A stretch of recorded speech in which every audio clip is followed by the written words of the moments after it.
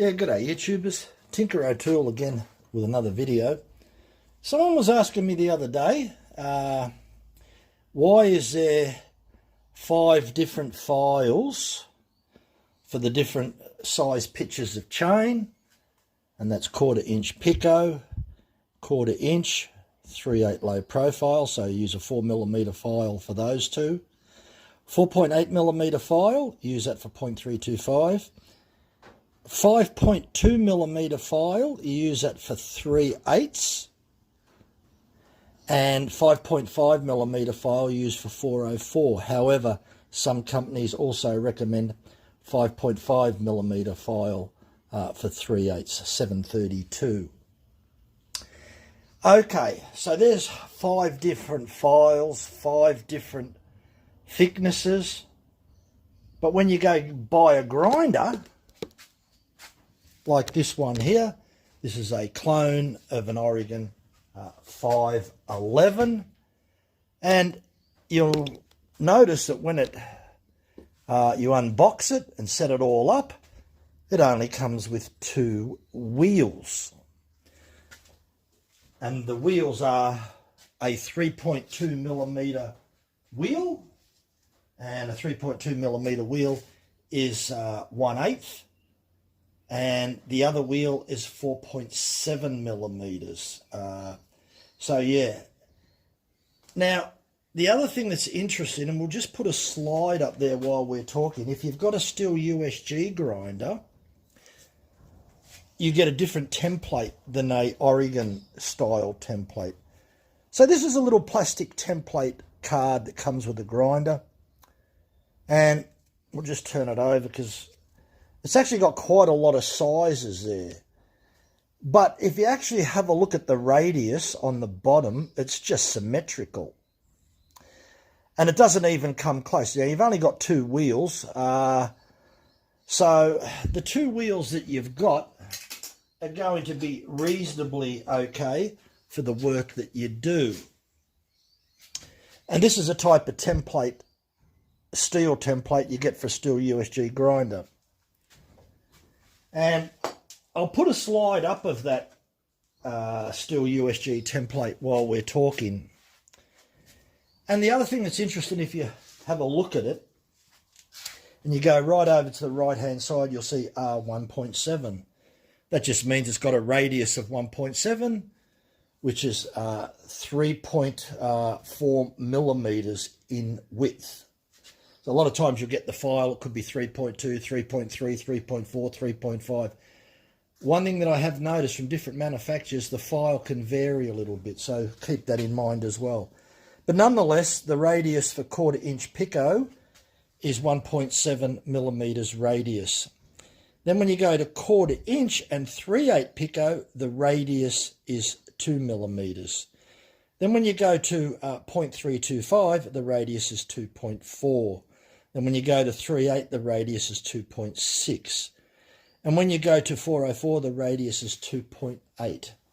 Now, when you look at that metal card and you look at the left and right side, you'll see that it's not uniform on the left and the right. There's more of a curve on the right side. So it's asymmetrical. The wheel is dressed on one side. You don't worry about the other side. On the Oregon style grinder, it's just a straight U shape. Now, in most cases, this is going to be okay and you'll get away with it. But if you really want to get the most out of your wheels, you need to dress the wheel at different radiuses, the way that Stihl do it, if you really want to get the maximum out of your chains. And what I mean by that is, and we'll just have a look, I've got a couple of cutouts that I made. So we're saying that this is a 1/4 of a circle, and as you can see, I've got wrong shape. So that sort of radius isn't good enough. What you're going to end up finding is this long section on the wheel is going to grind on the side of the tooth, and it's going to look a little bit like a hexa. When you use that Oregon plastic card like this, your grinding wheel's going to look like that, about a half a circle, right? And that's fairly normal. It's on an angle like that. But you'll still notice that there's a little bit of a straight section on here, and that straight section there is going to show up on the tooth, and it will have a little tiny point on it, which is okay. That's fine. And that works even okay on full chisel and semi-chisel. If you were to run 3/8 chain, I prefer to have the same thing, offset. I've got offset center line. So if you look at the center line, which is about here, you'll notice that this has got a larger curve on it than this side. So this is what I'd use for standard 3/8 chain. And that'll give a really nice profile, and you'll just be touching the side of the tooth on the side plate, and you'll have a little tiny point. That's all you want. Just a little tiny point about 1 millimeter in length. And if I was doing 404 chain, I'll have a much larger curve on it like that, right?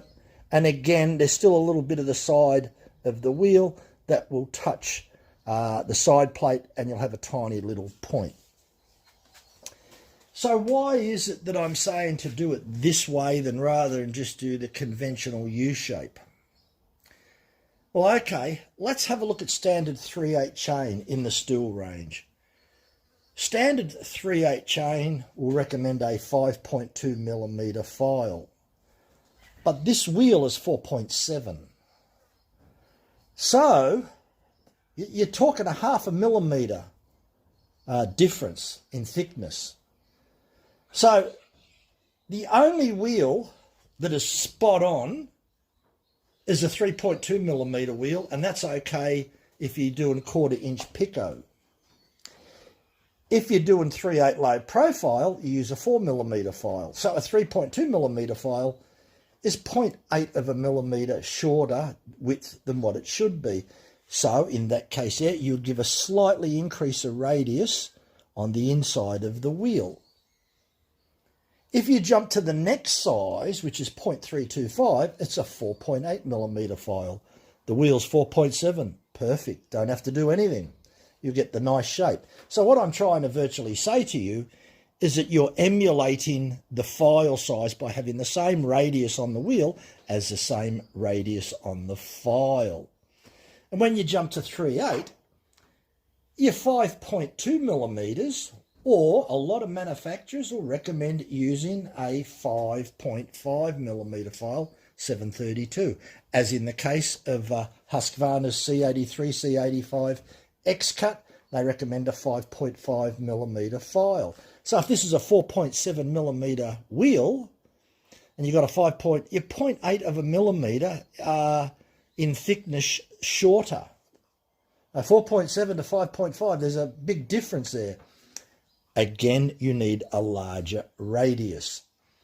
And if you go to 404 chain, they recommend 5.5. So again, you need to probably slightly increase the radius, because also the height of the tooth is higher on a 404 chain. So just to rattle off a few, a 3/8 low profile has a height of approximately 3.4 millimeters in height. A 0.325 has roughly got 4.4 millimeters height on the tooth. And a 3/8 chain, a standard 3/8, is about 5 millimeters. And this is from the gullet. So from the gullet, where the manufacturer grinds it, to the top of the tooth, that's 5 millimeters on a 3/8 chain. And on a 404, it's 5.4. So if you were to hold the file, a 5.5 millimeter file on a 404 chain, at 20 or 25% as what Stihl recommend, you're not going to touch the bottom of the gullet. Simple as that. You're going to have to put the file down and file the bottom of the gullet separately if you want to do that. But if you're using a chainsaw grinder, just slightly increase your radius. So I'm not suggesting every time that you grind a chain, change the radius. I wouldn't sort of suggest that, because that's just stupid. But what I would suggest is that the side of the wheel, right, this is a good rule of thumb. Doesn't matter whether you've got quarter inch Pico. We're talking full chisel here because it's easy to see. So in the whole range, quarter inch, 3/8 low profile, 0.325, 3/8 standard and 404 in full chisel. If you grind a little bit too deep and you don't have the right radius, the side of the wheel will come in on the top plate and you'll see a straight section. That's okay if it's about 1 millimetre in length.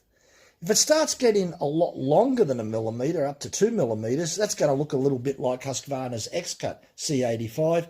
And if you go even a little bit more, it's going to look like Still's Hexa, because that's what Stihl Hexa does. It comes in about 2.5 millimetres on a 60-degree angle right down the side plate, then changes to another 60 degrees the other direction, and you've got a span of 120 degrees.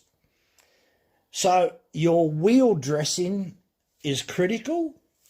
Now, in this wheel here, I mentioned before about the standard 3/8 and the 404, and I showed you the difference, and we'll just show that again.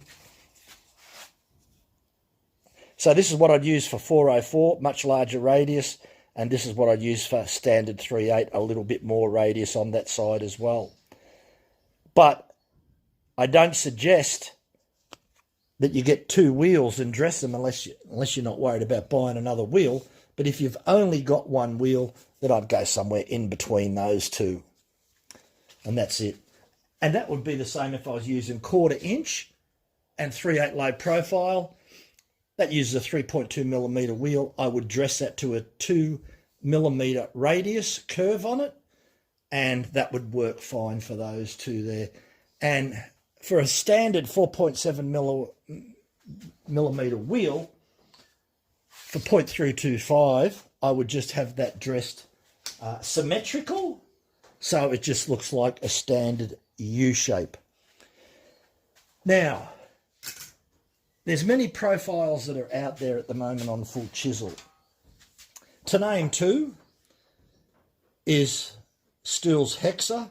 As I said before, it comes down on a 60-degree angle, probably down the side plate a good 2/3 of the way on the side plate before it changes to direction on the other angle going down. So you've got your top plate cutting angle coming in at 60 degrees. Then you've got the bottom of the side plate going that way at 60 degrees. So it gives a 120 degree span, right? So that is easily achieved if you profile the wheel for that. And the way that you do that is pretty simple. The side of the wheel will come in and make the top plate angle 60 degrees there. To get the other angle going down, you need to dress the side of the wheel at another 60 degrees. And for that bottom of the Hexa that lays on the bottom of the gullet, which is dead straight, you need to dress the other side 60 degrees. So you've got the side of the wheel coming down this way, 60 degrees that way, then 60 degrees going that way. So the wheel looks like a V.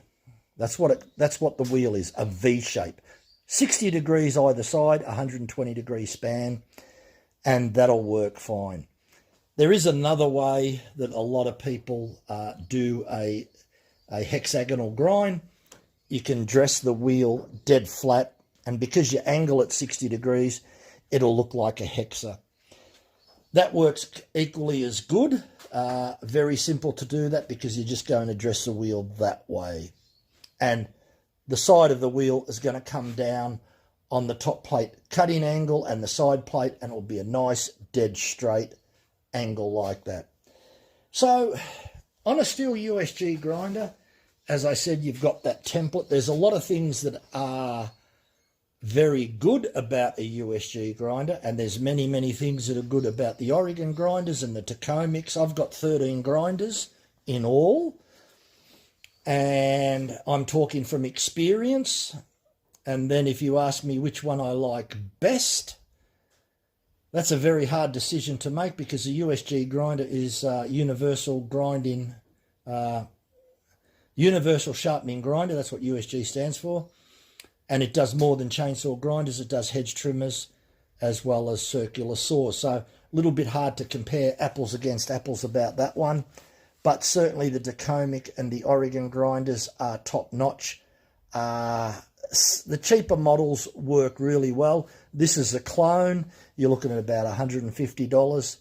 Fantastic value for money. It's all aluminium construction. Very, very little plastic in it whatsoever. Little plastic cover here, plastic handle, plastic shield over the grinding wheel, plastic knob, the rest all aluminium.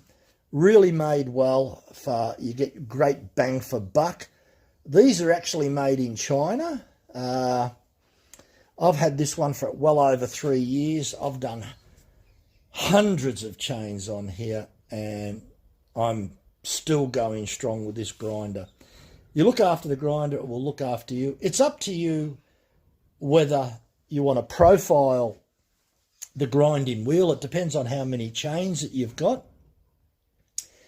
The other thing that I do is, the other thing that I really dislike about a lot of chainsaw grinders is changing the wheel, because it can take quite a while. When you spin that wheel, the wheel spins perfect with very little side-to-side play, wobble. A lot of times you've got to put an additional gasket in there to eliminate that. So I could spend 5 minutes getting that wheel lined up perfect. I don't want to swap it out, so what do? I just get another grinder.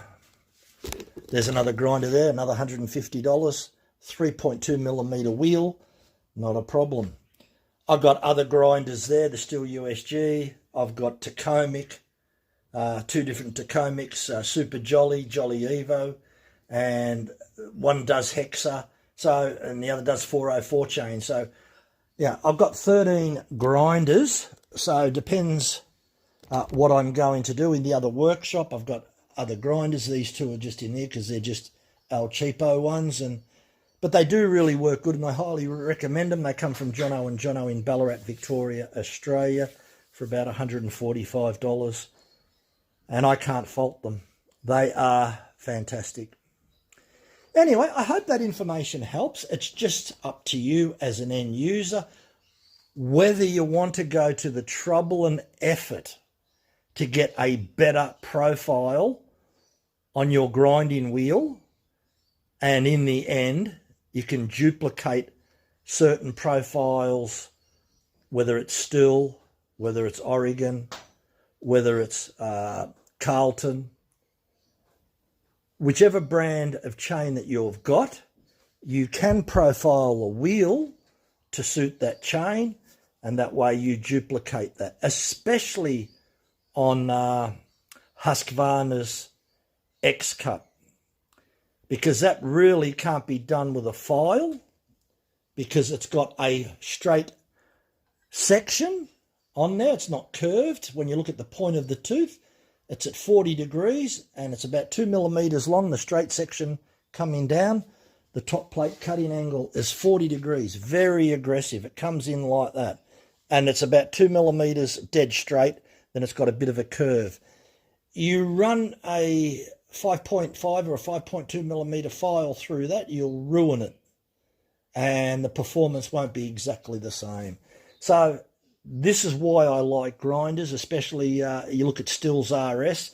It has a little pointy tip on the full chisel, and about midway down the side plate, it's about 85 degrees. So the little point is at 60 degrees, but it does change as we move midway down into the section of the side plate where it's about 85 degrees. So this video is really aimed probably at the advanced user that's had a grinder for a while, may not be happy with the grinds that he's doing. Hopefully I've shown you how to profile the different radiuses for the 2 different wheels. One thing I'll say about the Stihl USG grinder, there's more than just 2 wheels available. There's quite a lot. The Hexa wheel for example, on the Stihl USG is about 5.5 millimeters in thickness.